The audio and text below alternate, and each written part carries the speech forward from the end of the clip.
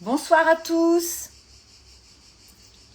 Oh, il y a même Anne qui est là. Bonsoir Anne. Anne de Naturan, les fameux savons, les produits dont je vous parle tout le temps, qui sont absolument extraordinaires, que vous êtes nombreux d'ailleurs à commander depuis peu. Ça, c'est chouette. Eh bien écoutez, je suis ravie de terminer ce week-end avec vous. J'espère que vous avez passé un beau week-end. J'ai une pensée évidemment énorme pour toutes les personnes qui subissent la tragédie des feux en ce moment, évidemment. Voilà, donc j'espère que là où vous êtes en sécurité et vous n'allez pas trop mal. Je vais attendre que le docteur Michel Mouly arrive. Et on va finir donc ce week-end ensemble, 1 heure à peu près de live que je mettrai en replay, ne vous inquiétez pas, sur ma chaîne YouTube aussi, puisque j'ai décidé de remettre un peu, voilà, parce qu'elle était un peu en sommeil, ma chaîne YouTube, depuis le confinement. Donc voilà, je me suis dit que c'était l'occasion aussi d'y mettre les lives, parce que souvent vous avez du mal à retrouver les lives sur le feed Instagram, c'est pas toujours évident, j'avoue. Donc voilà, donc ce live très intéressant, vraiment, qu'il va falloir que vous regardiez absolument. Essayez de rester jusqu'au bout. Il va falloir que vous le partagiez aussi, parce que les informations qui vont être données ce soir par le docteur Michel Mouly sont absolument topissimes et devraient vous servir, mais pas qu'à vous. Voilà, évidemment, on est toutes concernées par la ménopause, la préménopause. C'est incontournable, on n'y échappera pas. Mais c'est pas une fin en soi, c'est pas la fin de quelque chose, c'est plutôt le début d'autre chose. Donc voilà. On va revenir largement sur le sujet. Je vais attendre le doc. Et puis, j'avais fait une boîte à questions dans laquelle vous avez posé pas mal de questions. Donc, voilà, je vais voir comment le docteur Mouly souhaite y répondre. J'en ai fait la copie, donc je les ai sous les yeux sur mon écran. Voilà, on verra... Voilà, je pense qu'on va réussir à répondre à pas mal de questions au fil de la discussion de toute façon, puisque c'est vraisemblablement un petit peu toujours les mêmes questions qui reviennent de toute façon. Donc voilà, vous avez acheté son livre, eh ben, c'est chouette. Trois ouvrages et il me semble à nouveau qu'il ne devrait pas tarder à arriver. Voilà, donc on va faire le point un petit peu sur le fameux traitement hormonal qui n'est pas simple à obtenir, je le sais, puisque beaucoup m'ont écrit en me disant que c'était pas simple d'avoir un médecin. Pas reçu d'invitation. Ah, bon. Alors, je vais donc vous la lancer, docteur, mais je pensais que c'était vous qui me l'envoyiez.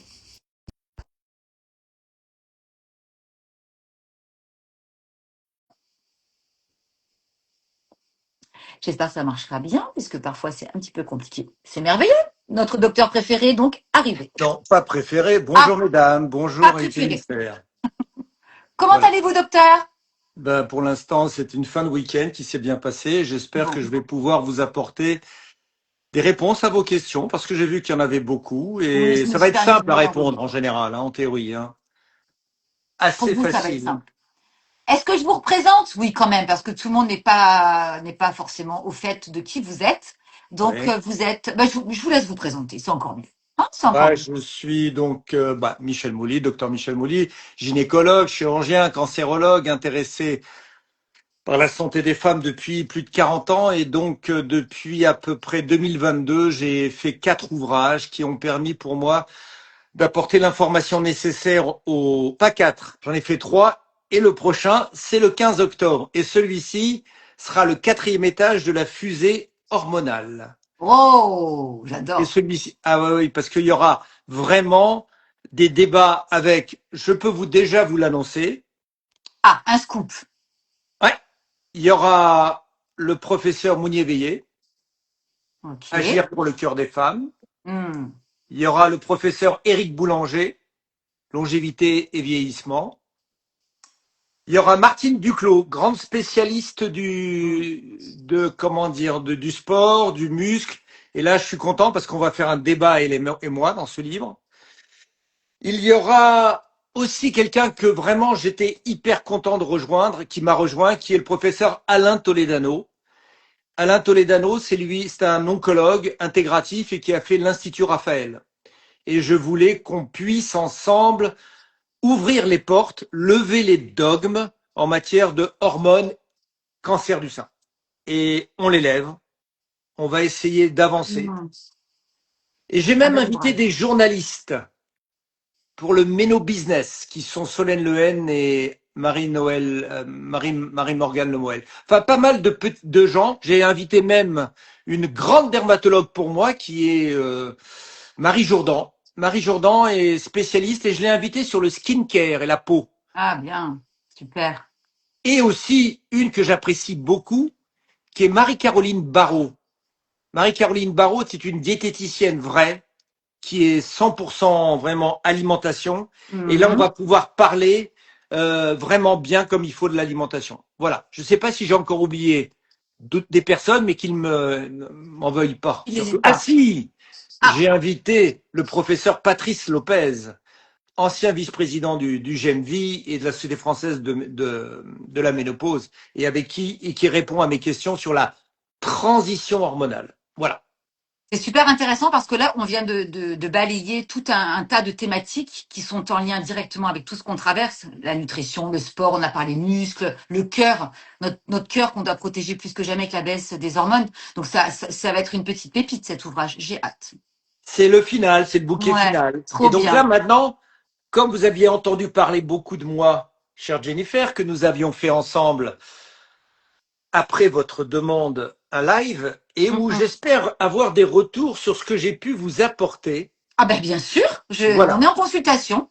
On n'est Nous pas très sommes, nombreux. si vous acceptez, puisque vous avez, comment dire, bien dit que bah, Mm. je vous avais un peu pris en charge Ouais, et que j'ai répondu à une partie oui, vos oui. problèmes. Bon, c'est très Mais récent. attention, une partie. Il faut savoir, comme je vous l'ai expliqué, que ce que je vous ai fait et ce que je fais en général à toutes les femmes qui viennent me consulter, le traitement hormonal, la prise en charge qui n'est pas que hormonale mais qui est globale, c'est une prise en charge comme une robe de mariée. Mm. C'est-à-dire que je commence un premier essayage, mais je ne commence jamais avec de fortes doses pour essayer de démoraliser ou faire qu'une femme va pas apprécier. On y va toujours crescendo. Et c'est ce que j'ai fait pour vous. C'est ce qu'on a fait exactement et on est voilà, on est au bout de 2 mois quasiment de traitement. Donc effectivement, on fait des ajustements, mais j'ai eu vraiment, on y reviendra, mais des résultats, allez, quasiment imminents dans les 15 jours, vraiment. Alors, la question que je pose souvent, parce que les patientes, je les revois 5 mois après, et Oui. je leur dis souvent, 0, c'était avant le traitement. Mmh, mmh. 10, je me sens bien. Quelle est votre position dans une échelle de qualité de vie? Oh, bah, Alors, à l'heure d'aujourd'hui, moi, ma qualité de vie, elle était liée à ma qualité de sommeil. Donc, dans la mesure où je faisais plus une seule nuit depuis 15 ans sans me réveiller 7 à 8 fois. Et maintenant, je dors non-stop. Donc ça, vous pouvez même pas imaginer. C'était un vœu c'était, que je faisais chaque année à Noël, de dormir au moins une nuit sans me réveiller. Et donc, après 15 jours de traitement, je dors correctement. Donc forcément que ça agit sur mes journées, ça agit sur tout. Évidemment, quand on se réveille le matin et qu'on s'est réveillé 7 fois dans la nuit, on se réveille, on est fatigué. J'allais au sport un peu fatigué. Là maintenant, quand j'ai dormi 7 heures d'affilée sans me réveiller, c'est extraordinaire. Donc ça, c'est vraiment le premier symptôme qui a disparu ainsi que les bouffées de chaleur. Je n'avais que des bouffées de chaleur que la nuit. J'en avais pas la journée.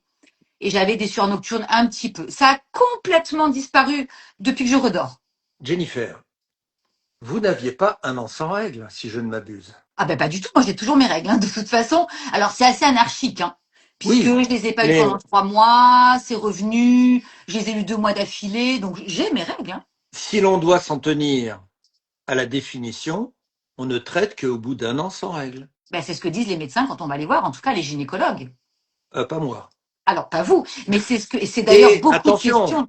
je peux vous dire que, étant actuellement expert à la haute autorité de santé, le mot un an sans règle devrait Ah disparaître ben c'est du merveilleux. discours. Voilà. Parce Parce que qu'on n'a c'est pas le droit fatigant hein, de. d'entendre ça. Hein. Parce que pour moi, comment dire, les symptômes qu'on peut décrire à partir de parfois 40, mais souvent 45 ans, Mhm. et c'est pour moi quelque chose qui est, on va dire que le cerveau, je dis toujours, le cerveau parle avant les règles. Hmm. Et le cerveau, c'est fondamental. Et le cerveau, c'est le réceptacle de tout ce que l'organisme va recevoir comme information à tous les organes. Et quand le cerveau se dit, oh, ça va pas bien, il y a quelque chose qui va pas bien dans le corps et il Hmm. faut l'écouter. C'est ce qu'on appelle les signaux. Voilà. C'est des Alors, signaux, comme le dit mon ami le professeur Éric Boulanger, qui a créé son DU de longévité, ce sont des préfragilités. Est-ce qu'on doit laisser les gens devenir fragiles? complètement. Ouais, ouais. Ok.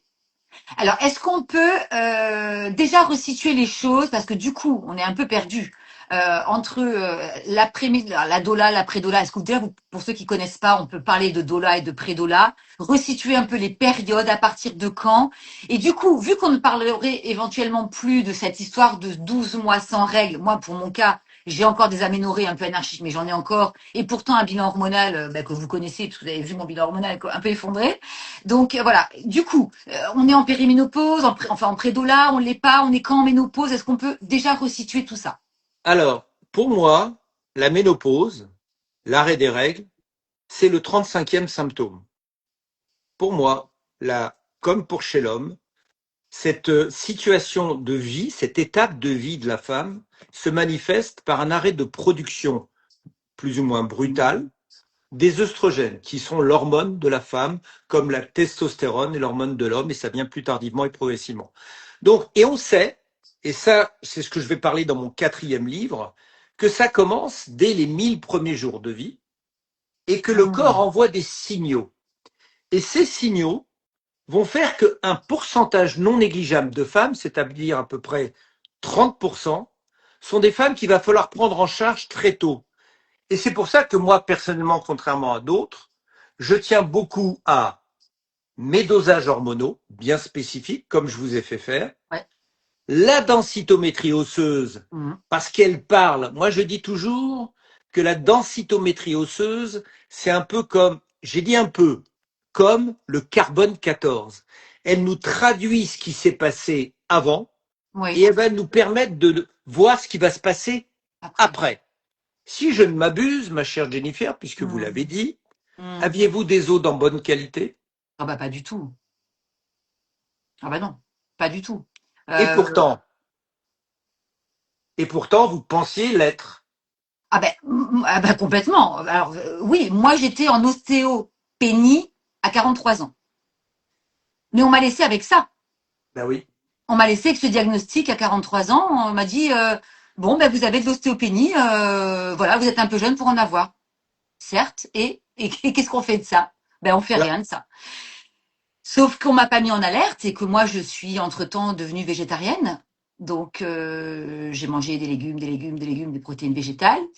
Ces fameuses oxalates et compagnie qui, je pense, ne m'ont pas arrangé les os.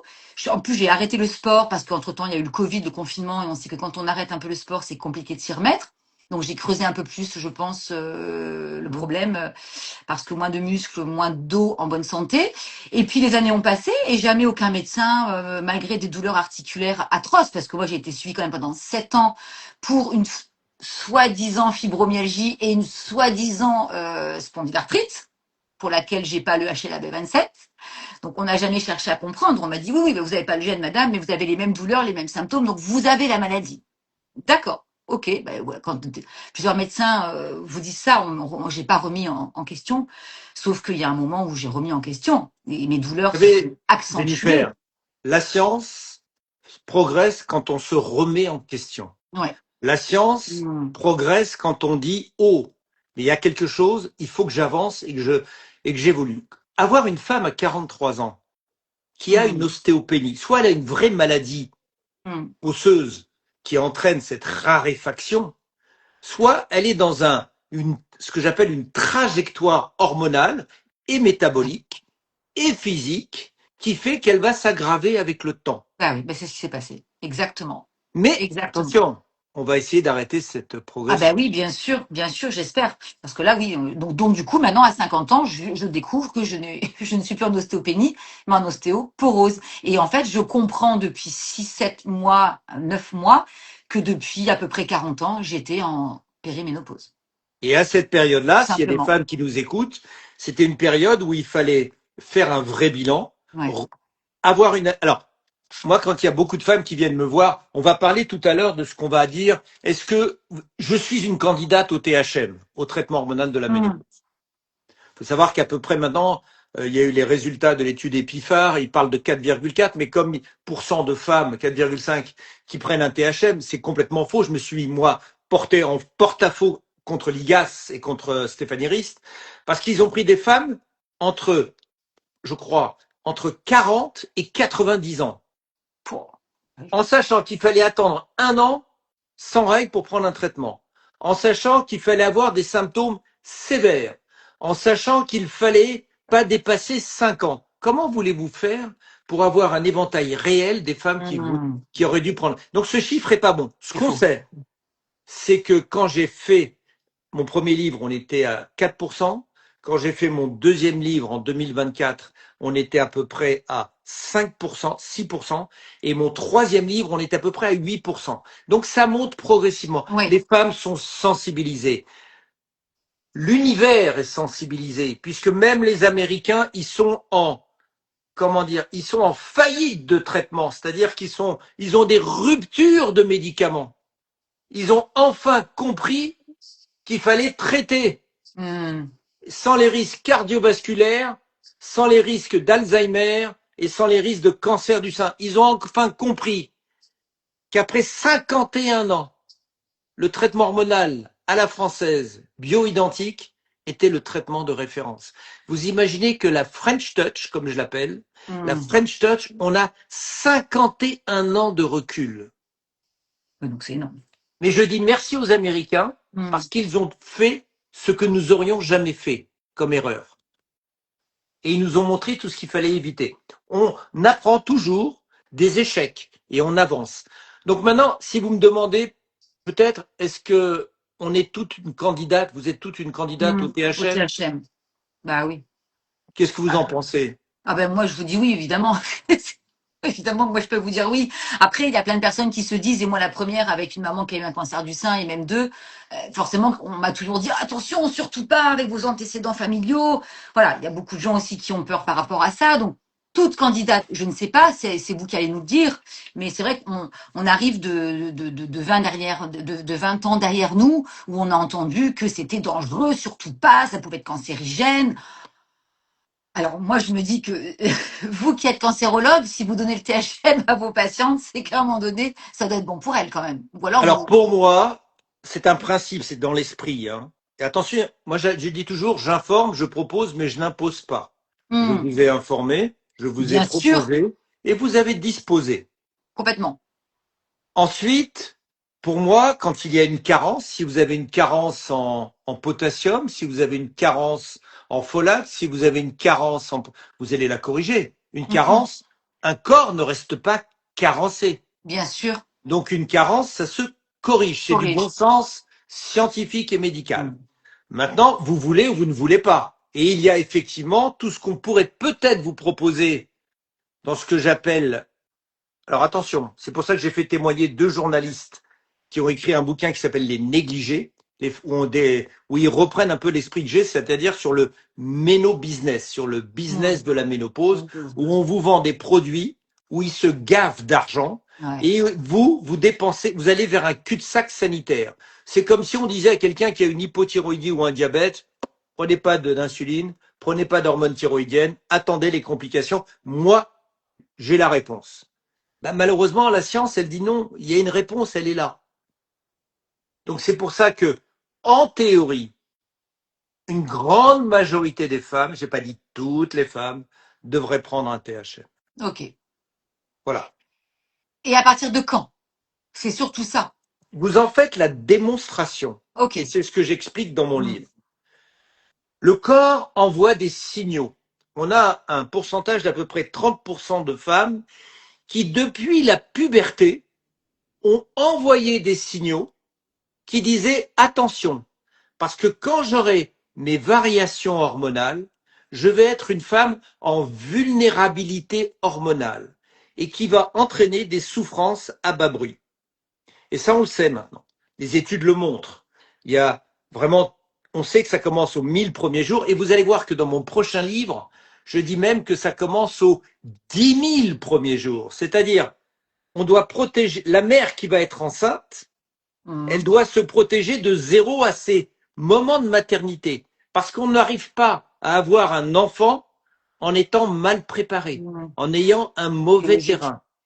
Et nous, on l'a démontré dans pas mal de maladies, comme ce qu'on a vu à une époque avec le Distilbène, avec la thalidomide, avec plein d'autres produits. Donc une maman qui arrive pour une grossesse, elle doit arriver en bonne santé, pas à transmettre à son enfant quelque chose qu'il va hériter et va avoir des fragilités. Ça, c'est ce que dit le professeur Cyrulnik, c'est ce que dit Laurence Tourme, des grands spécialistes des 1000 et des 10 000 premiers jours. Voilà. Donc ça, c'est quelque chose, c'est une notion que je vais vouloir mettre dans l'esprit des femmes. Donc, quand? Dès que votre corps il commence à parler. Et quand Alors, on sait que vous êtes une candidate. et comment parle-t-il? Est-ce qu'on peut citer les principaux symptômes? Parce qu'on a quasiment toutes les mêmes symptômes, les douleurs Alors, articulaires. non, Moi, ça a commencé par des douleurs articulaires, j'avais 35 ans. On m'a dit que c'était à cause du sport. Hein. je vous ai dit qu'il y avait, comment dire, des signaux de fragilité et de pré-fragilité qui survenaient dès la naissance, dès les 1000 premiers jours de vie. C'est Et très qui jeune. sont, je vais vous le dire, mais je vais un peu vous révéler quelques-uns. C'est pas très bien parce que mon livre sort bientôt. C'est les moments où il y a ce qu'on appelle des grandes variations hormonales. Vous avez le syndrome prémenstruel sévère, le syndrome intermenstruel, les migraines cataméniales. Vous avez le pseudo-baby blues ou dépression du postpartum. Toutes ces périodes de vie où vous avez des grandes variations, fluctuations hormonales qui entraînent une sensibilité et une souffrance cérébrale. On appelle ça une souffrance cérébrale fonctionnelle. Et donc, on sait maintenant qu'on a un pourcentage de femmes qu'il va falloir bien surveiller. Et c'est vous, par exemple, je ne sais pas comment s'est passée votre vie depuis vos 1000 premiers jours, mais ces femmes-là, il faut les écouter. Après, il y a toutes les femmes qui, vous savez, on dit toujours, les bouffées de chaleur, il faut pas attendre c'est comme l'infarctus. Il faut pas attendre l'infarctus pour arrêter de fumer. On sait qu'à peu près 80% des femmes vont avoir des bouffées de chaleur. Pourquoi les attendre? On sait qu'une femme sur 3 va avoir une fracture ostéoporotique après 50 ans. On sait qu'une femme sur 3, après 45 ans, a un risque de mourir d'une maladie cardiovasculaire. On sait que 50% des femmes après 50 ans vont avoir une sécheresse, le fameux GUM. Donc, on n'a pas dit qu'elle va tout avoir, heureusement. Bien sûr. Mais on sait que tous ces éléments dont le corps parle, on sait qu'il y a une augmentation de la chute des dents après la ménopause. On sait qu'il y a une perte de l'audition par la chute des œstrogènes. Mais bien sûr, il y a d'autres facteurs à côté. Mais pourquoi attendre quelque chose dont on sait qu'il va probablement arriver? Est-ce que c'est comme vous, où on vous a dit « Oh Jennifer, vous avez une ostéopénie. » Ouais, et alors? On attend l'ostéoporose et la fracture? C'est ça. Oui, c'est ça. C'est ça. Voilà. Donc pour moi, qui suis cancérologue et chirurgien, j'attends pas d'être dans le trou pour en sortir. Mais bien sûr. Donc voilà. Vous arrivez en amont. Donc quand on me pose la question, est-ce qu'on a le droit est-ce qu'on devrait prendre un traitement hormonal? Je vous dis, est-ce que si vous êtes hypothyroïdienne, vous devriez prendre un traitement? Si vous êtes diabétique, est-ce que vous devez prendre un traitement? Je vous ai répondu. C'est-à-dire que vous êtes informé, on vous a proposé, et vous connaissez maintenant, grâce aux différentes informations, ce qui peut vous arriver, et si vous avez envie de vivre cela. Donc ça veut dire qu'il n'est pas question d'âge, en fait. Alors, moi, personnellement, j'ai des patientes, alors vous savez, il y a ce qu'on appelle des ménopauses précoces ou des insuffisances ovariennes prématurées. Donc là, c'est évident que ces femmes-là vont souffrir à 35, 40 ans et on n'a pas le droit de les laisser dans cette situation parce que quand on voit l'augmentation de l'espérance de vie et la survenue des pathologies d'organes, je ne parle pas des symptômes. Les symptômes, c'est autre chose. Moi, quand une femme me dit « Ouais, mais moi, j'ai pas eu de bouffée de chaleur », je lui dis « Mais madame, entre guillemets, ça m'intéresse pas vos bouffées de chaleur. Je sais à quoi ça correspond. Moi, ce que je veux voir, c'est l'organe, parce que je sais que vos organes ont besoin de cet œstrogène, ont besoin de protéines, ont besoin d'une alimentation équilibrée, ont besoin d'une activité musculaire. Donc, c'est un tout, c'est une globalité. La femme, c'est pas un organe, c'est une globalité. Alors maintenant, les femmes qui, comme vous, avaient dans la famille des antécédents de cancer du sein, c'est ça? Bah oui, ma maman. Donc, on vous a dit, à quel âge votre maman a fait son cancer du sein? 50 ans. En théorie, c'est probablement pas un cancer génétique. On a dû vous faire le gène BRCA1, BRCA2. Vous êtes porteuse ou pas? Non. Donc ce n'est pas un cancer Mm. génétique. Mm. Et là, on va parler de ce qu'on appelle de l'épigénétique. Ce qui vous est arrivé depuis les 1000 premiers jours de vie avec les perturbateurs endocriniens, Endocrinien, ouais. avec l'insulinorésistance, avec l'inflammation de bas grade, avec Mm. les muscles qui sont plus de bonne qualité parce qu'ils n'ont pas été travaillés et qui ont des rôles. Vous voyez, tout ça, c'est important. Vous Ça. avez 20% de génétique, 80% d'épigénétique. Mais si vous corrigez et vous êtes informé, ce n'est pas une contre-indication d'avoir un traitement hormonal chez une femme dont la maman a eu un cancer du sein. On sait que vous avez un risque de le faire. Mais c'est pas parce que vous ne prenez rien Bien sûr. que vous n'aurez rien. Par contre, ce que l'on sait, c'est qu'une femme comme vous, qui avez un antécédent familial, puisque c'est votre maman, vous risquez de faire un cancer du sein. Mhm. Que vous preniez ou que vous ne preniez Tout rien. à fait, complètement. Le THM, rien à voir. Ouais. Voilà. On sait même maintenant, et je l'explique dans mon prochain livre, on a ce qu'on appelle une permissivité biologique tumorale. C'est-à-dire que on a les œstrogènes. Ce que vous avez remarqué, et vous devriez remarquer, c'est que le tissu mammaire, et des études sont vraiment maintenant bien sorties, devient, comment dire, immunosénescent. C'est-à-dire il a perdu de sa défense alors qu'il n'a plus d'œstrogènes.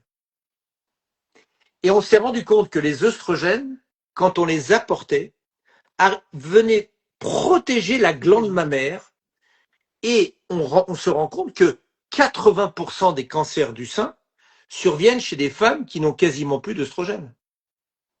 Donc ça vient protéger le THM finalement. Alors attention, il vient renforcer la défense, Ok. l'immunité mammaire en agissant sur les cellules grasses, graisseuses dans le sein, sur Mhm. les lobules, sur ce qu'on appelle des petites colles qu'il y a entre les cellules. Il vient lutter contre l'agression de l'inflammation de bas grade, Oui. contre l'insulinorésistance. Tous ces éléments qui vont rendre la cellule mammaire, et c'est ce que j'explique dans mon prochain livre, plus sensible au cancer. Ok. Donc c'est très intéressant. Et d'ailleurs, c'est ce qui a été débattu à l'ASCO, qui est la grande réunion sur le cancer en 2026, en avril 2026, où on sort les études du professeur Craig, on ressort toutes les études et ouverture. Et c'est ce que j'ai débattu avec le professeur Alain Toledano, qui est un des plus grands cancérologues français, Mm. c'est de savoir si on gardait le dogme hormone égale cancer. Ben non. Non, non, non. Bah, c'est très rassurant. Voilà, on sait même maintenant qu'il y a un pourcentage non négligeable de femmes de plus de 50 ans qui ont eu des cancers du sein de très bons pronostics. Elles sont à peu près 60%. Donc il faut les varier, il faut les sérier, il faut les sélectionner. Avec ce que j'appelle moi le donnant-donnant, puisque je vous ai parlé tout à l'heure de l'inflammation de bas grade, de la musculation, de l'alimentation, de plein d'éléments. C'est-à-dire qu'on sait par exemple que l'activité physique, on sait que augmenter sa masse musculaire va réduire de Mm.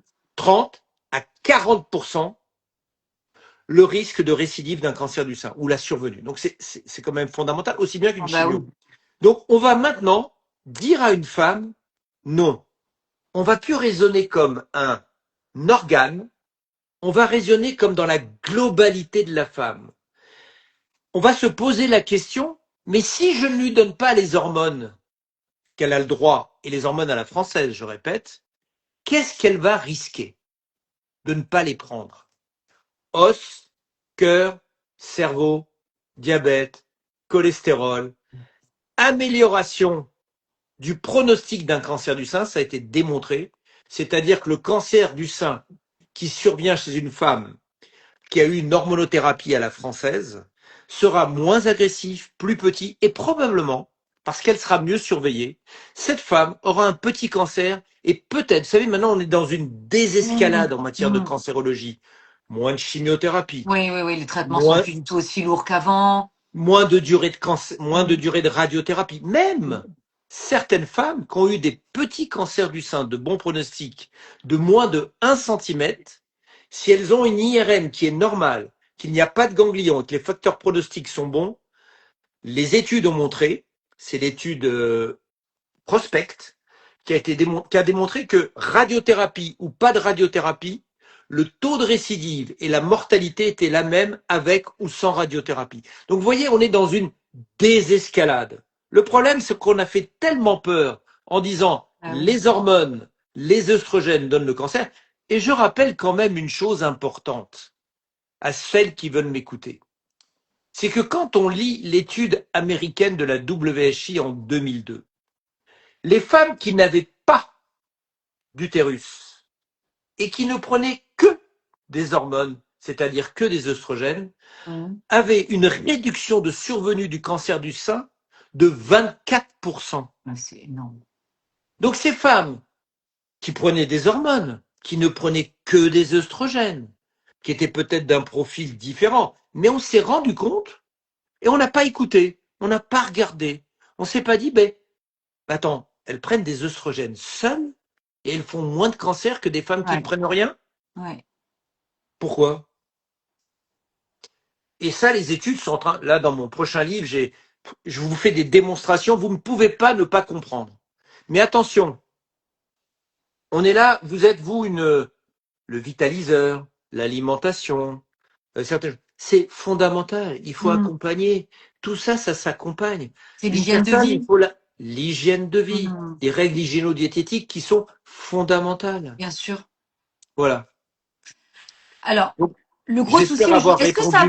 est-ce que ça va donner envie à d'autres médecins d'avoir cette connaissance? Parce que la grosse problématique aujourd'hui en France, c'est que d'ailleurs on le voit dans les messages que je vois passer depuis tout à l'heure, c'est que les femmes aujourd'hui se retrouvent dans un désert médical où, voilà, où la première question qu'on leur pose toujours, c'est est-ce que vous avez vos règles? La plupart du temps, elles disent bah oui, donc forcément on leur dit alors vous reviendrez me voir quand vous n'aurez plus vos règles, au moins pendant 12 mois. Donc voilà, c'est des femmes qui tournent en rond, qui ne trouvent pas de médecin, qui ne trouvent pas de solution, qui sont en souffrance parce qu'on est vraiment en souffrance, on va pas se mentir. J'espère que ça va changer et que les médecins et les gynécologues vont s'ouvrir un peu à tout ça parce qu'aujourd'hui il y a un vrai problème en France pour rencontrer un médecin qui soit en capacité de donner ce traitement quand même. Alors, c'est vrai que moi, je suis un petit peu un électron libre et que je réfléchis. J'ai la chance, non pas la chance, j'ai le travail et l'opportunité et le mérite d'avoir été gynécologue, chirurgien et Mhm. cancérologue dans les meilleurs services de France. Ce C'est qui vrai. m'a permis, souvent mes collègues cancérologues me disaient, mais Michel, pourquoi tu fais encore de la gynécologie? Michel, pourquoi tu fais encore des accouchements? Je leur dis, mais moi, une femme, c'est pas un organe, Eh oui, c'est une globalité. Et si je ne comprends pas cette globalité, comment veux-tu que je la prenne dans sa en charge. globalité Mais et oui, que dans je sa puisse réfléchir? C'est pas possible. Moi, je Hmm. fais pas l'opération d'un cancer du sein ou d'un Hmm. cancer de l'utérus et après, ciao. Hmm. Non, au contraire. C'est là où il faut savoir la prendre comme prendre comme il faut. Et essayer de donner l'information en disant, Madame, vous avez fait un cancer. Mais si on regarde ce qui s'est passé avant, on peut se douter que vous ayez fait un cancer et vous aviez ce risque. Maintenant, pour vos enfants, pour les gens qui sont autour de vous, vous devez faire attention. Voilà. Ok. Bon, bah, écoutez, en espérant que d'autres médecins, voilà, soient enclins à donner de plus en plus ce traitement, parce qu'aujourd'hui, voilà, encore une fois, c'est très compliqué. Moi, j'ai plein de personnes qui m'écrivent en me disant, est-ce qu'il y a une liste qui existe de médecins? C'est terrible, c'est terrible. Et que ce soit dans les grandes villes, que ce soit à Paris, que ce soit, voilà, partout en province, aujourd'hui, c'est compliqué. Mais les Euh, choses vont évoluer. Vous savez, je fais partie, J'espère, vraiment. j'essaye, mais je me bats. Hein. C'est pas facile parce Ouais, qu'on est resté en. Je j'imagine, me ouais. bats au niveau de la haute autorité de santé où j'ai été Mhm. nommé expert. Euh, J'arrive à faire changer certaines choses. Ah, il faut que ça change les mentalités. Mais c'est très long en France, souvent, hein. Ouais. Moi, je pense qu'il y en a encore il y a encore du temps, hein. Non, non, Une je vais me Non, battre. c'est vrai. Alors oui, bah merci, vous vous battez pour nous du coup. Merci docteur. Euh, pour en revenir à l'âge, une femme du coup qui est ménopausée, donc qui n'a plus ses règles depuis 4 ans, 50 ans. Elle a 53, 54, 55 ans. Mais plein de symptômes du coup. Des bouffées de chaleur, des douleurs articulaires, plus. Est-ce il est toujours possible de prendre un traitement hormonal? C'est une question qu'on nous a souvent posée. C'est pour ça que je vous la pose. La théorie de l'étude américaine et qui a été reprise par les Français, mais qui est un peu pour moi restrictive, c'est 10 ans après le début de la DOLA, c'est-à-dire quand il y a plus d'œstrogène, parce que pour moi c'est comme ça, C'est pas Ok. l'arrêt des règles. C'est parce que moi je dis mais comment je fais pour une femme qui a plus d'utérus? J'ai fait une hystérectomie à une femme de 40 ans. Comment elle va savoir? Eh oui. Comment ça va se passer? Donc vous savez ce compte à rebours de 1 an. Et j'entends encore des gens soi-disant spécialisés sur la ménopause qui disent 1 an sans règles. Je dis mais c'est encore les femmes tu vas laisser souffrir. C'est-à-dire 1 an c'est un compte à rebours. Vous avez 9 mois sans règles, vous allez voir le gynécologue, vous dites oh, docteur j'en peux plus là ou médecin, n'importe quel, j'en peux plus, là, je souffre, je souffre. Il vous dit, mais attendez, madame, Mais ouais, non, mais. il faut 12 mois. Bon, ça va être résolu. Ah La oui, Haute c'est Autorité de bon. Santé, j'espère, va pouvoir changer cela. On est en bonne voie. Maintenant, c'était 10 ans après le début de la DOLA, c'est-à-dire 51 ans, 10 ans, Ok. ou avant 60 ans. Mais cela, ça a été fixé sur les études américaines. C'est-à-dire, on a encore, avec cette fameuse étude, de femmes à qui on a donné des mauvais médicaments, des mauvais traitements, donc, à des femmes qui étaient obèses, diabétiques, hypertendues, et à 63 ans. Donc, on s'est dit, oh là là, les symptômes, ils sont venus au bout de 6-7 ans, boum, c'est pas grave. Heureusement qu'il y avait rien caché derrière. Je voulais vous envoyer une petite rose, mais elle est partie. Voilà, c'est pas grave. Et donc, ils sont restés sur ça. Ils sont restés sur pas plus de 10 ans et avant 60 ans. Et pour moi, je dis, mais si on prenait des patientes en bonne santé, avec les bons médicaments, pourquoi doit-on restreindre à 60 ans et 10 ans après le début de la ménopause? Alors, 10 ans après le début de la ménopause, vous avez des femmes qui, à 55 ans, commencent leur ménopause. Qu'est-ce qu'on fait? On attend, à 60 ans, on peut plus leur donner. Non, Bah c'est oui, 10 ans après le non. début. Donc moi, personne, attention, il faut que ça soit personnalisé. Quand je dis personnalisé, Oui. il faut pas dire ah bah Mouli il a dit ça, on va le faire. Non, Mouli avant de faire ça, il a réfléchi. Mouli il fait des bilans. Mouli il se pose des questions. Et attention, c'est un contrat avec la patiente. C'est un peu le donnant-donnant. Ok, vous avez 62, 63, 64 ans et vous voulez un traitement. On vous a oublié, on vous a laissé sur le bord de la route. Et qu'est-ce qu'on fait? Est-ce qu'on vous laisse avec l'espérance de vie que vous avez, qui est de minimum de 85 voire plus, est-ce qu'on vous laisse comme cela? Eh bien moi je dis non. Je dis non, mais attention, c'est une, comment dire, on n'impose pas, on explique, c'est contractuel, la femme doit être informée et il faut la surveiller. Moi j'ai des patientes qui ont 92 ans qui prennent toujours un traitement. Mais non. Et j'ai des patientes qui viennent me voir à 62, 63, 64 ans et qui me... Alors, je ne vais pas aller contre, mais je vais quand même expliquer cette situation fréquente. De plus en plus, avec le fait qu'on ait des lives, où les gens lisent mes livres, mais il y a des gens qui sont ce qu'on appelle, et je ne suis pas contre parce que je suis pour une naturopathie raisonnée. Des Mhm. naturopathes qui viennent me voir au cabinet, elles ont 62, 63, 64 ans. Et je leur dis, mais je comprends pas là. Pourquoi vous venez me voir? Je croyais que vous avez la bonne solution. Et elles me disent, mais vous savez, docteur, là j'ai tout fait, mais j'arrive plus. Je suis fatigué. Et puis, alors, vous êtes emmerdant. Vous arrêtez pas de parler de la densitométrie osseuse. Alors j'en ai fait une. Et j'ai une ostéoporose. Et voilà. Donc quand Donc, vous dites j'ai tout essayé en méthode naturelle, naturaux, hein? purement naturel. Purement naturaux. Ok. Purement avec des phytoœstrogènes qui n'ont pas la même affinité et efficacité que les œstrogènes.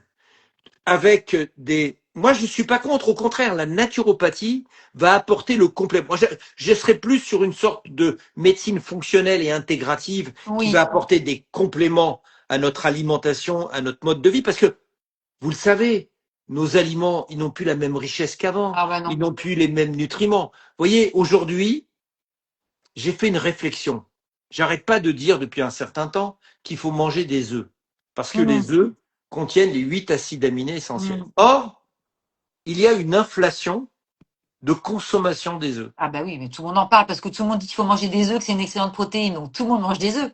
C'est pas cher et tout le monde peut en prendre. Le Mais oui. problème, moi j'ai une patiente qui élève des poules pondeuses. Elle ne les fait pas pondre, mais elle les élève. Et elle les bat sur les marchés, elle les vend. Et donc les producteurs viennent chercher. Et je lui dis, mais vos poules pondeuses, elles sont faites pour combien de temps? Elle me donne la durée. Elle me dit, mais il y a tellement de demandes d'œufs qu'au lieu de leur donner une durée X, on double la durée. Et donc les œufs, et vous allez vous en rendre compte, je pense, la coquille est différente, elle est plus fragile. Beaucoup plus fragile, ça c'est vrai. Le blanc est plus liquide, le C'est vrai jaune aussi. n'est plus orangé ni bombé. Donc vous avez maintenant des œufs on va dire de code numéro 2. Il y en a encore des 1 et des 0, hein, ça vous pouvez y aller. Ah oui, bah, tout ce qui est bio et au sol, en plein air, c'est 1 et 0, hein. Et moi, ce que je demande, faites attention. Parce que malheureusement, le business est là. Et donc, comme il y a une logique forte demande d'un aliment qui est pour moi primordial, l'œuf est vraiment, tout le monde peut en prendre. C'est comme la Voilà, sardine. vous Un jour, j'ai confirmez dit, ça, hein, que l'œuf, parce qu'on pendant des années, on nous a dit attention le cholestérol avec les œufs. Moi, j'ai encore des gens qui me demandent, hein, combien d'œufs, on voit des posts tous les jours sur Instagram, qu'on peut manger 3, 4 œufs par jour. Qu'est-ce que vous en pensez? C'est pas le sujet du jour, mais bon, puisqu'on en parle. non, non, on peut en parler. Les œufs de bonne qualité, on peut en manger. Après, on voit comment l'organisme le vit, mais ce n'est plus l'aliment qui fait Hmm, monter le cholestérol. on est d'accord. Ceux qui fabriquent 75% du cholestérol, c'est le foie. Donc vous Hmm, pouvez faire ce que vous voulez, c'est lui qui va le fabriquer. Il faut savoir qu'il y a deux types de cholestérol. Vous avez le cholestérol vasculaire et le cholestérol cérébral. C'est-à-dire que, c'est ce que j'explique dans mon prochain livre, le cerveau n'a pas besoin du cholestérol vasculaire pendant une très longue période. C'est-à-dire que le cholestérol cérébral a une longue durée de vie. Et donc, il peut fabriquer ce qu'on appelle la plasticité cérébrale ou neuronale, et qui est important pour ce qu'on appelle la myéline.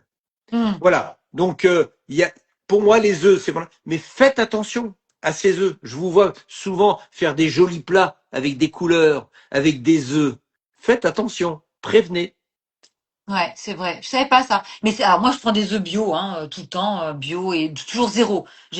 Ou un, mais en général, c'est zéro. Mais moi, je vais même chez les producteurs, donc j'ai la chance. Enfin, moi, je vis dans un endroit où j'ai plein de producteurs partout, d'éleveurs, donc il n'y a pas de souci avec ça. Du coup, on a fait cet aparté sur les œufs. Oui, c'était pas trop tard. Donc, le traitement hormonal, en théorie, c'est 10 ans après le début de la Oui, oui, carence œstrogénique. Alors, oui. pourquoi j'ai dit le mot DOLA, déficience œstrogénique liée à l'âge? Hum. Parce que si j'avais dit le mot déficit, c'est quelque chose qui est, on va dire, ça serait la prédola, c'est-à-dire une diminution progressive, on en a toujours. Donc c'est pas une déficience, c'est un déficit. Donc Des c'est la gens m'ont dit préménopause. C'est ce qu'on appelle préménopause, la prédola. pré-péri, C'est une voilà, baisse, voilà, une voilà. baisse progressive des oestrogènes. Ok. On m'a dit, mais pourquoi t'as pas appelé ça la carence œstrogénique liée à l'âge? J'ai dit, ok, carence, ça fait cola, carence œstrogénique. Et les femmes, elles auraient été en Coca-Cola. Ouais, non, c'est Ça pas possible. C'était pas possible. Ensuite, on m'a dit, mais pourquoi t'as pas appelé ça dégénérescence Ouais. œstrogénique? J'ai dit non. Pour moi, dégénérescence, c'est cancérologique, c'est-à-dire qu'on a peur que quelque chose se transforme de mauvaise Ouais, façon. ouais, ça fait assez négatif. Donc le mot dola étant parallèle de l'homme qui parle de Dala, et donc Dola et Dala sont un peu comment dire, les deux routes de l'homme et de la femme sur le plan hormonal, les deux trajectoires. Ok, ok. Donc, voilà, ça reprend la période de la préménopause et de la ménopause, mais on parle de prédola et de dola. Et qui va jusqu'à la fin de la vie, hein. De la vie, puisque vous disiez que vous avez une patiente qui avait 92 ans qui était encore en THM. C'est Non, impressionnant mais c'est d'ailleurs. pas ça. C'est que la carence œstrogénique, C'est toute la vie. ils vont pas revenir, hein. Je ne sais pas qui va faire renaître des œstrogènes. Hum. Par contre, je l'ai dit il y a pas très longtemps, l'ovaire, après cette carence, a encore une fonctionnalité. Et Oui. il ne faut pas le considérer comme un organe mort. Il est encore vivant de certaines choses. Mais on en reparlera si vous voulez. Donc Alors, voilà. Donc, je crois qu'on a vu, est-ce qu'on peut le commencer tardivement? Oui, mais oui. avec une expertise, c'est possible. Et c'est ça, en général, avant 10 ans et dans les 10 ans et 60 et à 60 ans. Ça, c'est, Ok. chaque médecin devrait pouvoir le faire parce Ah, qu'il a l'autorisation de le faire après un hum. vrai bon bilan. Alors, justement, bilan.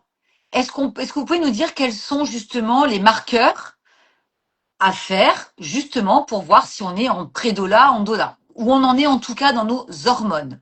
Je vois passer la durée du THM est uniquement de 5 ans. Pas du tout. Ah Parce qu'au non? bout de 5 ans, qu'est-ce qui vous arrive? Vous êtes toujours en carence. Et donc, vous recommencez avec les troubles et la non-protection. Le vagin s'assèche, les os s'effritent, le cœur n'est plus protégé, le cerveau n'a plus sa protection. Enfin, voilà, l'insulinorésistance revient. Non, non, non. Surveiller, adapter jusqu'au dernier souffle. Ouais, donc c'est toute la vie en fait, et toujours avoir voilà, ce Après, suivi. Pour autant qu'on ait un médecin aussi, hein, parce que c'est aujourd'hui encore la difficulté. Je reviens lourdement là-dessus, mais c'est la première difficulté des femmes en France, c'est qu'aujourd'hui il n'y a pas de suivi parce qu'il n'y a pas de médecin enclin à même faire un bilan. Donc moi j'ai des gens qui me disent mais qu'est-ce qu'on doit demander comme, enfin, quand j'entends des femmes me dire qu'est-ce que je dois demander à mon médecin, je sais pas, ça me fait mal. Enfin, je veux dire c'est pas normal. C'est pas à nous de savoir ce qu'on doit demander au je médecin. On peut vois, pas arriver avec un petit post-it en disant docteur, alors il faut que vous me fassiez ça, ça, ça et ça. Non, mais attendez, je, c'est moi le docteur. je vois qu'un médecin a osé dire à une patiente AMM de 5 ans. Pas du tout. Hein. L'autorisation de mise sur le marché, c'est l'autorisation du médicament. La durée de prescription, c'est vous et le médecin. La haute autorité de santé, je peux vous dire qu'elle va, elle, aller au-delà de ce qui a été et qui n'a aucun sens. La Société française de la ménopause considère que on peut faire le traitement. D'ailleurs, c'est pas logique. C'est comme si vous étiez hypothyroïdienne, vous prenez votre médicament pour la thyroïde pendant 5 ans et après vous dites, bah, j'arrête. Ouais, Bon, non, et alors? non, c'est pas possible. Voilà. Donc, quels sont les Le, marqueurs? le bilan. Le bilan. Donc le bilan, il est. Alors moi, voilà, moi la biologie c'est important. Alors c'est bien parce que le rapport sur la ménopause, qu'a donné Stéphanie Rist à Catherine Vautrin, c'est la consultation à 360 degrés. Mais elle a parlé de consultation, elle parle pas vraiment de bilan. Alors eux, c'est bien sûr cholestérol, triglycérides, thyroïde, bilan biologique, et on va pas plus loin. Le classique, quoi. Et on va pas plus loin. Alors que ça aurait dû être fait par le médecin traitant bien avant. Routine, classique. Une À faire une routine fois de par an. savoir un bilan, comment vous êtes sur le cholestérol, Bien ses sûr. principaux facteurs de risque glucido-lipidiques ou cardio-métaboliques. Moi, je demande la FSH plasmatique à 45 ans ou quand une femme présente des troubles cognitifs, où son cerveau commence à dire et à parler avant. Donc, la FSH, c'est l'œstradiol. L'œstradiol sera normal. Ok. Et la FSH, elle sera au-dessus d'une certaine valeur qui est 30 et qui, dans les études, quand on les a lues et interprétées, montre que ça signale une souffrance cérébrale fonctionnelle. C'est une femme qui commence à souffrir. C'est-à-dire que le cerveau reçoit des informations de tous les organes. Il dit, tu pourrais dire aux ovaires de fabriquer plus d'œstrogène parce que moi, il m'en manque. Donc, c'est une sorte d'appel du cerveau aux ovaires en disant, fabrique plus. Il y a un endroit là-bas, je crois que c'est l'os qui me dit que il a besoin d'œstrogène, ou le vagin, ou les dents, ou tel endroit. Voilà. Donc ça, et on sait que quand la FSH est au-dessus de 30, de nombreuses études, depuis longtemps, ont montré qu'il y avait un risque de troubles cognitifs, une augmentation du cholestérol et de fracture du col du fémur. Donc ces trois éléments, rien qu'avec une FSH, montraient qu'il y avait un risque. Ensuite, je fais systématiquement aux femmes un dosage de la testostérone totale, de la SHBG et de la DHEA, HEA, le ouais. SDHEA. Pourquoi? Parce que ce sont des hormones féminines. Et ces hormones peuvent être, je suis parfois surpris de voir des femmes avec une testostérone au-dessus de la normale. Et elles vont très bien. Elles ont un profil, elles ont un aspect. Et je leur dis, madame, quand vous aurez 60 ans et que vous sentez que ça va moins bien, faites le dosage. Et si on vous dit, madame, vous êtes à la normale, oui, mais moi je pars de très haut. Donc Oui. moi, c'est la chute. Moi, j'ai des patientes de 40 ans, 35 ans, 35-40 ans, elles sont pas bien. Elles ont des sueurs nocturnes. Elles sont fatiguées le matin. Elles sont pas bien. Donc, je leur fais le bilan. Testostérone, SHBG, DHEA. Et qu'est-ce que je trouve? Une DHEA dans les chaussettes. C'est là où certains médecins donnent de la prégnénolone. Vous en avez entendu parler de cette Oui, ouais, mais prégnénolone? ça doit être vous parce que par Non, vous. Non, mais non, qui c'est non. qui m'a, je sais pas. Vous en avez parlé avec mon ami William, qui est un Ah, c'est possible. excellent naturopathe. Mais pour moi, la prégnénolone, qui est une hormone qui est l'hormone mère des œstrogènes, de la progestérone, de la testostérone, de la DHEA, du cortisol et de l'aldostérone. Donc, on ne sait pas en quoi, en donnant de la prégnénolone, elle va se transformer. Donc, moi, si j'ai une baisse de DHEA, je donne de la DHEA. C'est ce que je prends d'ailleurs, hein. C'est ce que vous m'avez donné. Je Je m'en prends de la rappelle plus. DHEA. Bah si, si, si. Oui, mais c'est vous qui le dites, c'est pas moi, là. Voilà. Donc voilà. Donc moi, pour moi, on doit avoir un premier bilan Hmm. qui va nous servir pour voir dans l'évolution.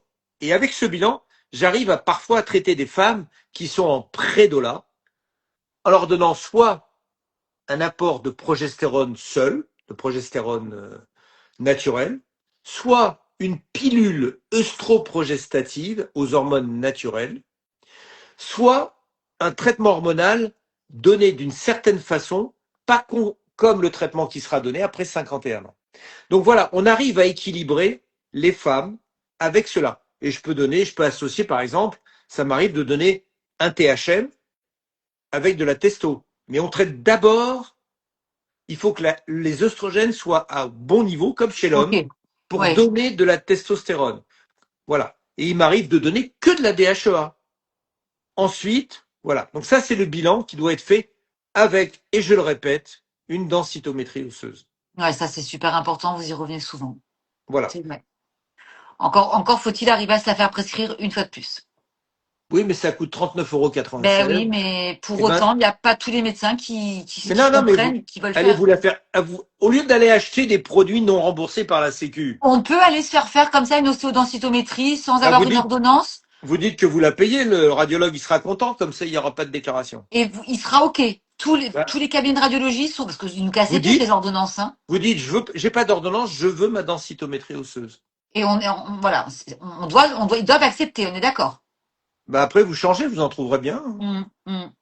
Et si on trouve pas de médecin qui veut nous entendre par rapport au fait qu'on veut faire un bilan hormonal et qu'on nous dit toujours, ah ben oui, mais oui, vous avez vos règles, c'est pas le moment. Comment on fait? Comment font ces femmes aujourd'hui? Vous prenez mon livre, vous lui apportez et vous voyez qu'il y a toutes les bases scientifiques. Et là, c'est pas une femme sachante qui vient demander. Eh ben non. Elle est plus sachante parfois que le médecin. Et le médecin ne peut pas aller contredire tout ce qui est marqué dans le livre. C'est scientifique, référencé avec, là, dans mon dernier livre, vous avez même des études de avril 2026. Hmm. Ouais, donc c'est Donc, très qui sont récent. vraiment à jour. Hmm. Les dernières études.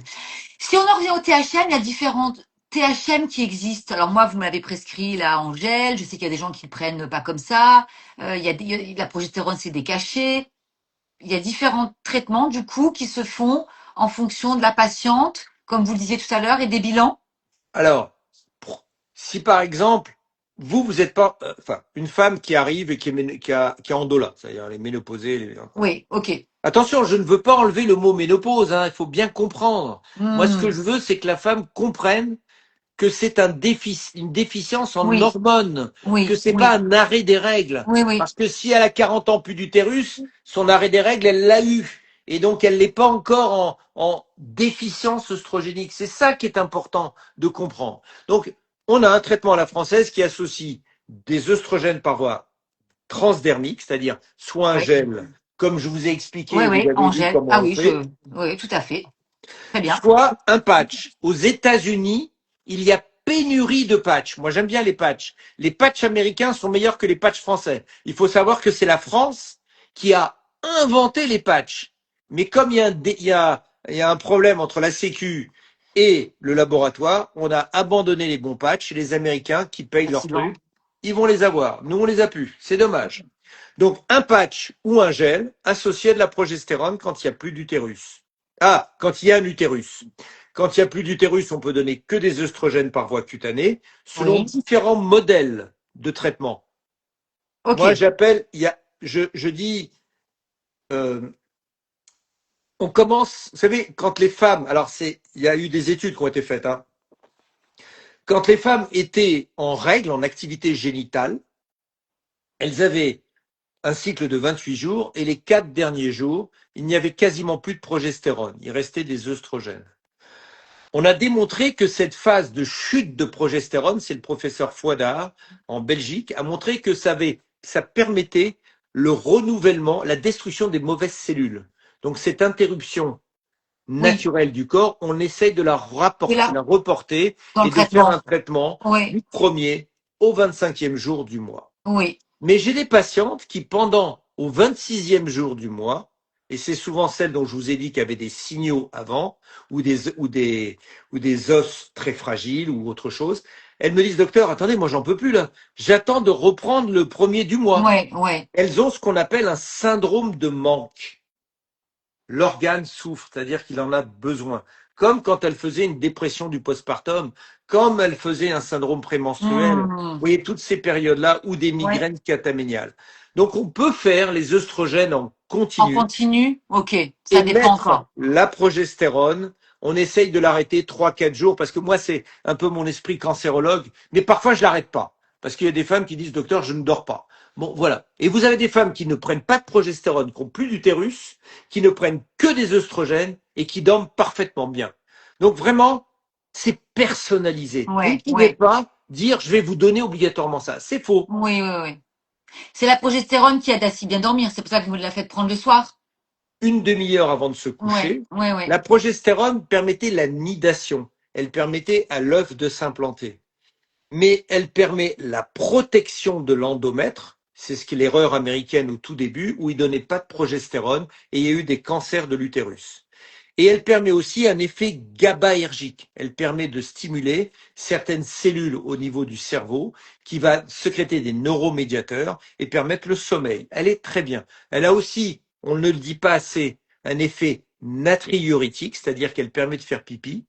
Elle a aussi un effet sur les apnées du sommeil parce qu'elle va dilater les bronches. Donc certaines femmes auront besoin de façon bénéfique de la progestérone. Quand vous dites, ça veut dire que avec la progestérone, on peut avoir envie d'aller aux toilettes plus facilement la nuit? Non, pas la nuit. Ah, je Ça, pensais, c'est pour ça, ce serait dommage. sur la journée. Ah zut! Alors que je dors, s'il vous plaît. Non, non, non, non, non, Ok, non, pas du d'accord. tout. C'est la Voilà. progestérone? Oui. Et vous avez certaines femmes qui ne supportent, qui ne marchent pas. Ça marche pas. La voie œstrogène transdermique et la progestérone. Et là, vous avez en France des œstrogènes par voie buccale, 17 bêta-œstradiol associés à la dihydrogestérone, qui est le Dufaston Oui. en comprimé, Oui. et qui est possible de prendre. J'essaye de l'éviter, mais Ok. parfois, on ne peut pas faire autrement. Voilà. Ok.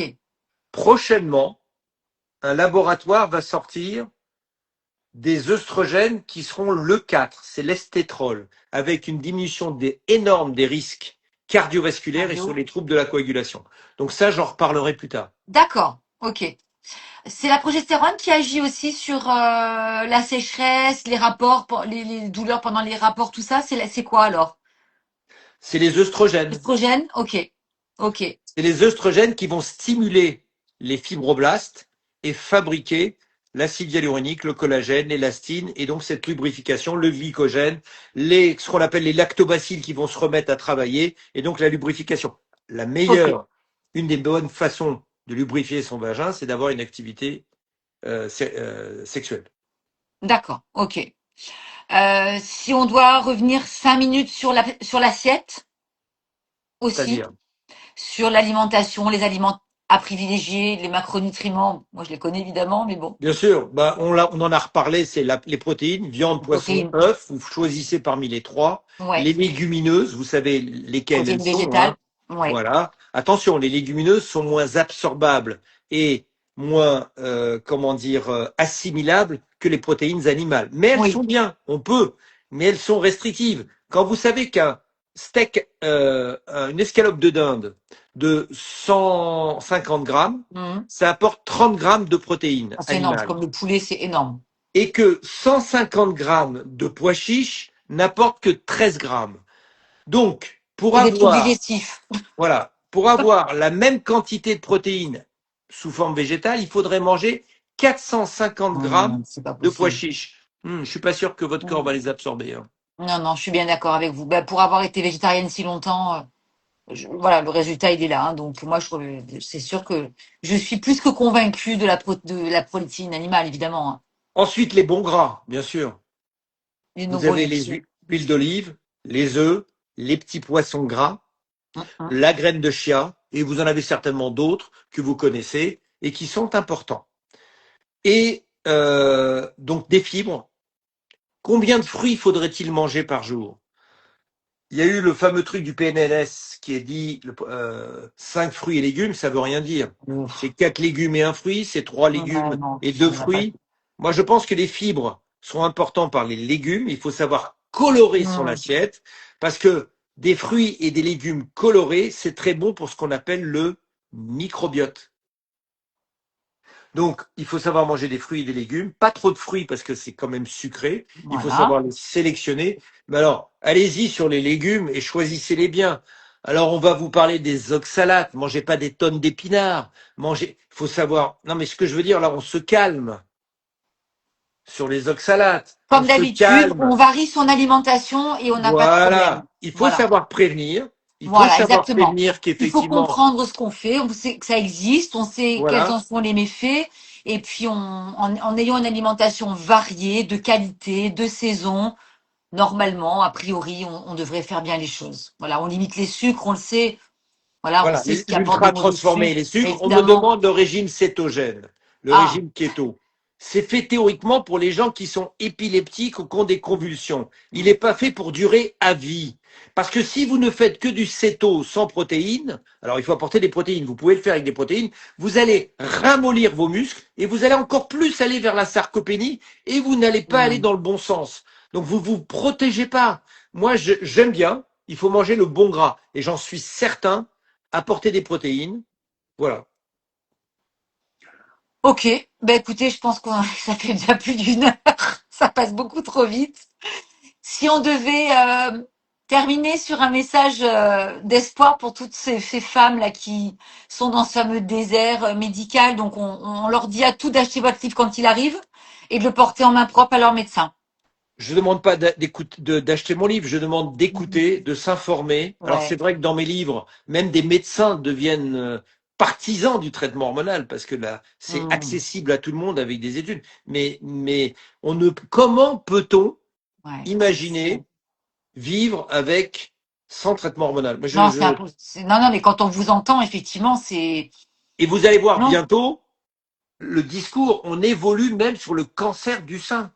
Ouais. Donc, ce qui était un dogme, ce qui était une peur, Hmm. va devenir quelque chose. On va dire, bah oui, ok, très bien, mais moi je préfère que tu évites la maladie cardiovasculaire, l'ostéoporose, le Bien trouble sûr. cognitif, le diabète, le cholestérol. Et puis bon, si tu fais un traitement, un cancer, je vais te le dépister très tôt.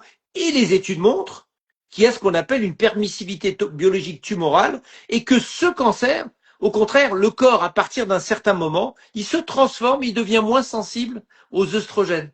Donc, il faut évoluer, il faut évoluer. La science évolue. Ben merci, hein. Merci à vous de nous apporter tout ça parce que c'est voilà, c'est porteur d'espoir, c'est hyper positif, ça fait du bien à entendre et voilà, ça rassure. Voilà, maintenant reste à arriver à se faire prescrire ce traitement.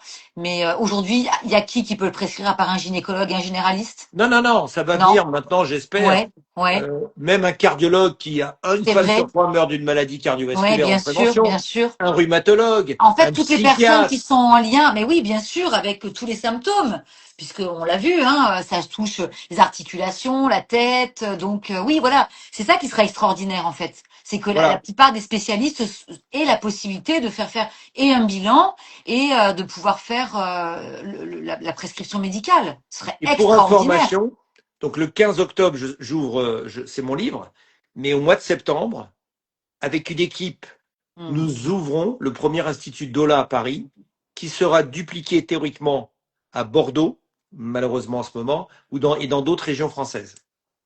Ben, c'est merveilleux, on a hâte. On a hâte. Merci beaucoup, hein, docteur, pour tout Petit à ça. petit, comme je vous ai dit, l'oiseau fait son nid. Et quant Fais à son vous, vous allez mieux, mais pas assez bien. Ah non, pas encore. Il y a encore du travail, mais c'est Et très donc, récent. Ça comme va vous venir. avez des douleurs encore, je crois, articulaires Oui, et oui, oui, musculaires, c'est oui. qu'il va falloir monter un peu vos œstrogènes. Donc on va revoir la dose. Déjà, vous me l'avez Exact. modifiée. Voilà. Donc, il va falloir le voir. Voilà. On D'accord? refait la robe de mariée petit à petit. Exactement. Plusieurs essayages. Voilà. On en est qu'au deuxième. Il y en a encore. On a encore un peu. J'irai voir la couturière. Bon, ben merci beaucoup. Je vais mettre le replay évidemment.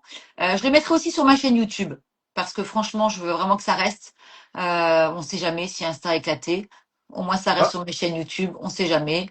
Et voilà. Donc, je vous mettrai aussi dessus. Merci pour tout. Merci pour tous vos moi, je conseils. remercie toutes les personnes qui transmettent le message, Oui, qui oui. viennent témoigner et qui Hmm, viennent pas là en voulant vendre. Moi, ce que j'ai peur, c'est qu'on mette les femmes avec ce business de la ménopause hmm, dans hmm. des cul-de-sac sanitaires. On doit tous s'allier. Le médecin qui prescrit le traitement, le nutritionniste et l'alimentation, l'activité physique, la personne qui va s'occuper de l'esprit, parce que c'est important. La femme, c'est une globalité. Ouais. Voilà.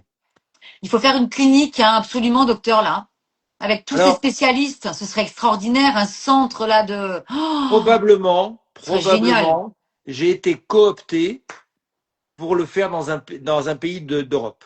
Ah ben voilà. C'est encore pas en France que ça va se faire. Eh ben non. Ben, bien sûr que non. Bon, en tout cas, ce serait génial. Vraiment. Il y a de quoi faire, hein. Mais c'est très Voilà. porteur d'espoir, c'est très positif tout ça. Donc, merci beaucoup. Merci à toutes. Et puis les filles, on garde l'espoir, vous inquiétez pas. Vous allez toutes trouver des solutions. Mais en tout cas, voilà, je pense que c'en est une belle, Voilà. Bon, j'espère vous effectivement. avoir enseigné et Oui, énormément. informé Énormément. et que vous irez mieux. Oui, évidemment. Je n'ai pas de Et doute.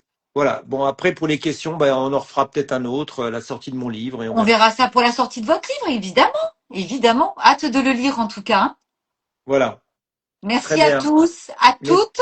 Et merci, docteur. à Passez une belle bientôt. fin de soirée. À bientôt. Merci à tous. Au revoir.